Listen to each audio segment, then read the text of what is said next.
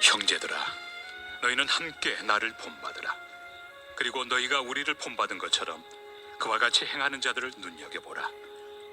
내가 여러 번 너희에게 말하였거니와 이제도 눈물을 흘리며 말하노니 여러 사람들이 그리스도의 십자가의 원수로 행하느니라. 그들의 마침은 멸망이요 그들의 신은 패요 그 영광은 그들의 부끄러움에 있고 땅의 일을 생각하는 자라. 그러나 우리의 시민권은 하늘에 있는지라. 거기로부터 구원하는 자 곧 주 예수 그리스도를 기다리노니 그는 만물을 자기에게 복종하게 하실 수 있는 자의 역사로 우리의 낮은 몸을 자기 영광의 몸의 형체와 같이 변하게 하시리라. 바울은 지금껏 자신의 회심과 예수께 붙잡힌 자기의 그 신앙의 다름질에 관해서 설교를 했습니다. 바울의 성숙한 신앙의 모습은 우리 신앙인들의 모범이 됩니다. 빌립보 교회 성도들은 이런 바울의 신앙을 본받아야 합니다. 바울은 오늘 본문 17절에서 너희는 나를 본받으라 그렇게 이제 이야기를 했습니다. 그리고 나서 후반부에 그와 같이 행하는 자들을 눈여겨보라 이런 말로 빌립보 교회 성도들에게 경각심을 이렇게 일깨웁니다. 바울이 눈여겨보라라고 말한 그들은 누구일까요? 빌립보 교회 안과 그리고 밖에서 활동하고 있는 율법주의자들, 우리가 앞에서 살펴본 그런 율법주의자들, 그리고 특별히 이 도덕 폐기론자들을 바울은 눈여겨봐라 그리 말하고 있습니다. 바울과 같은 그런 생각을 가지고 있지 않고 율법으로 구원을 받을 수 있다라고 생각하는 자들, 그리고 이미 구원받았으니까 그냥 내 하고 싶은 대로 살면 되는 거 아니야? 말 그대로 도덕을 폐기하는, 내 마음대로 살면 돼.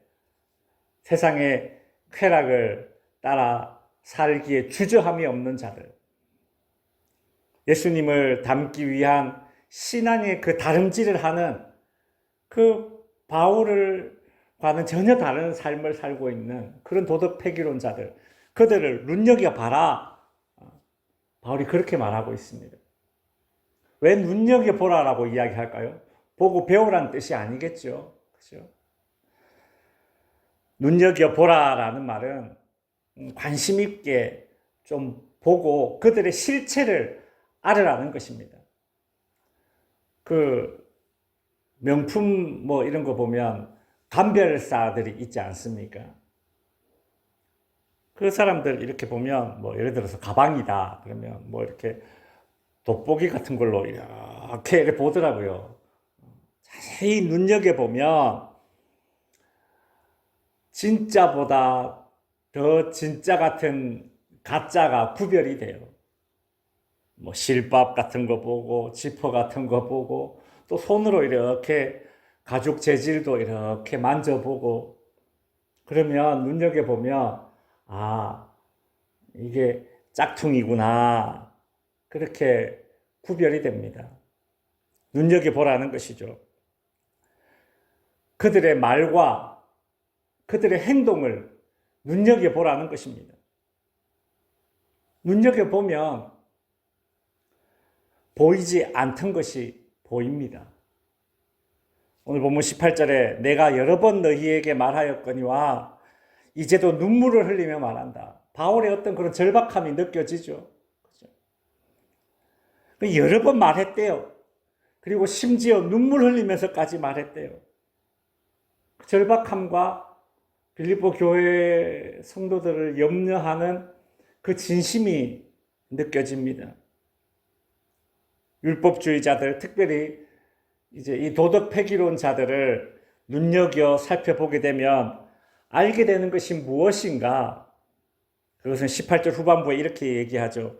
여러 사람들이 그리스도의 십자가의 원수로 행하느니라. 바울은 십자가의 원수로 살아가고 있는 그 율법주의자들과 도덕 폐기론자들을 본받지 말고 나를 본받아라 라는 말을 여러 번 눈물 흘리면서 진심을 담아 말했던 것입니다. 나를 본받으라 라는 이 말을 빌립보 교회 성도들이 듣고서 바울의 그런 진심이 때로는 오해될 수 있지 않겠습니까? 어떻게 사람이 뭐 자기를 본받으라라는 말을 그렇게 해? 나처럼 하면 돼. 뭐 이거 아니에요? 이게 자칫 또 오해를 불러일으킬 만한 말이잖아요. 그게 아니에요, 바울은. 눈물 흘리면서까지 진심을 다하는 바울의 모습을 볼 수 있습니다. 여러분, 우리는 사람의 말을 종종 오해를 합니다. 반항기 시절에 아이들 보면 부모의 말을 특별히 오해를 하죠. 그죠? 그냥 뭐 잔소리나 뭐 이렇게 반응을 보면 위에서 하는 말인데 자기한테 뭔가 좀 해로운 말을 하는 듯한 막 그런 반응을 보일 때가 있지 않습니까? 친구의 어떤 그런 진심 어린 조언도 오해하기도 하고, 배우자의 말을 오해하기도 하고, 또 목회자의 말을 오해하기도 하고, 그럴 때는 그냥 이 말 저 말 하는 것보다는 그냥 눈여겨보는 게 좋겠다. 이제 그런 생각이 듭니다. 눈여겨보면 보이거든요. 또 귀에 들리는 말은 내가 오해할 수 있지만 그 사람의 행동을 보면 이 사람이 나를 진심으로 위해서 헌신하고 있구나. 그게 보이면 또 오해가 높고, 그죠? 그런 것이죠. 이 사람이 정말 나를 아끼는지, 저 사람이 나를 아끼는지, 이 사람이 나의 신앙을 염려해줘서 지금 이렇게 하자고 하는지, 아니면 이 사람이 나의 신앙을 염려해줘서 이렇게 하자고 하는지, 눈여겨보면 보여요. 바울은 빌립보 교회 성도들로 하여금 십자가의 원수로 행하고 있는 그런 도덕 폐기론자들의 특징을 이제 이야기해요. 19절에 보면 그들의 마침은 멸망이요. 뭐 아무리 거창하게 떠들어도 그 끝은 멸망이라는 겁니다. 그리고 그 다음 보시면 그들의 신은, 이 신은 그 신을 이야기합니다. 그 섬기는 신. 그들의 신은 배요. 뭡니까? 배를 섬긴다라는 거예요. 배를 신으로 섬긴다는 거예요. 이게 뭘 의미하겠습니까? 육체의 욕망, 세상에서의 어떤 그런 먹고 마시는 것으로 대표되는 이 배, 그죠? 이것이 자신의 욕망의 추구예요. 자기 신이 돼버린 겁니다. 도덕폐기론자들이 그렇지 않습니까? 먹고 마시고 뭐 거리낌이 없어요. 그죠? 결국은 그게 뭐냐? 뭐 구원받았기 때문에 마음대로 해도 돼. 말은 그렇게 하지만은 그게 아닌 거예요. 이 자기 배가 신인 거예요. 먹고 마시는 것으로 대표되는 그 이 땅의 모든 욕망들이 자기 신이 되어버린 거예요. 그 영광은 그들의 부끄러움에 있다. 여러분, 도덕 폐기론자들이 그 퇴폐스러운 삶을 살면서 구원받았으니 무슨 상관이야? 육체의 쾌락을 쫓아 살면서 또 부끄러운 줄 몰라요. 부끄러운 줄 몰라. 쾌락에 빠져 사는 것을 부끄러운 줄 모른다는 겁니다. 그리고 땅의 일을 생각하는 자라. 오로지 세상 것에만 이렇게 몰두하는 거죠. 율법주의자들, 그죠? 세상에서 받는 그들의 존경과 인정, 도덕 폐기론자들, 그죠? 세상에서 그 욕망, 그죠? 바울은 이런 도덕 폐기론자들, 율법주의자들에게 영적인 시선이 빼앗기고 있는 그런 빌립보 교회 성도들에게 이렇게 말합니다. 21절에서 우리의 시민권은 하늘에 있다. 그곳에서 우리 주님이 나를 기다리고 있다. 너희를 기다리고 있다. 우리의 시민권은 하늘에 있다. 그곳에서 우리 주님이 우리를 기다리고 계신다. 20절에 우리의 시민권은 하늘에 있는지라 거기로부터 구원하는 자 곧 주 예수 그리스도를 기다리노니.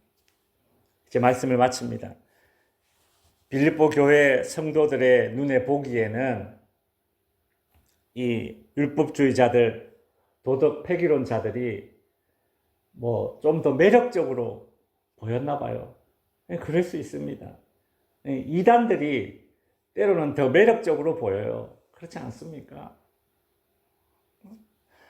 막 성경을 막 이렇게 막 해석해 주는데, 가려운 것을 끌고 주는데 속이 시원하대. 이단들에게 속아서 하는 말이 이런 말들이 있어요. 가끔가다. 그죠? 성경을 이렇게 막 쪼개대. 뭐 쪼갭니까? 막 그렇게 이야기하면서, 달라. 교회에서 하는 거하고 달라. 막 매력적으로 보이나 봐요. 또 세상 이단들, 막 여호와의 증인들 집에 찾아와서 막 이렇게 옛날에 이렇게 보면 얼마나 친절한지 애들한테 과자도 주고, 누가 우리 애한테 이렇게 관심을 가져줘. 매력적으로 보이나 봐요. 나이스해 보이고. 그러나 바울은 그들을 향해서 십자가의 원수다. 예수 그리스도의 그 십자가의 희생을 헛되게 만드니까 십자가의 원수다. 그 끝은 멸망이요. 결국은 세상의 이 땅에서의 욕망, 자신의 배를 신으로 섬기고, 부끄러운 것을 부끄러운 데서 뭐 얼마나 쿨해 보입니까? 야, 예수 믿으니까 구원받았으니까 이렇게 해도 돼. 얼매이지 마. 뭐 너 율법주의자야? 이렇게 해도 돼. 얼마나 쿨해 보입니까? 그죠? 야, 저렇게 신앙생활 해야 되는구나. 그러니까 빌립보 교회 성도들의 영적인 시선이 빼앗기는 거예요.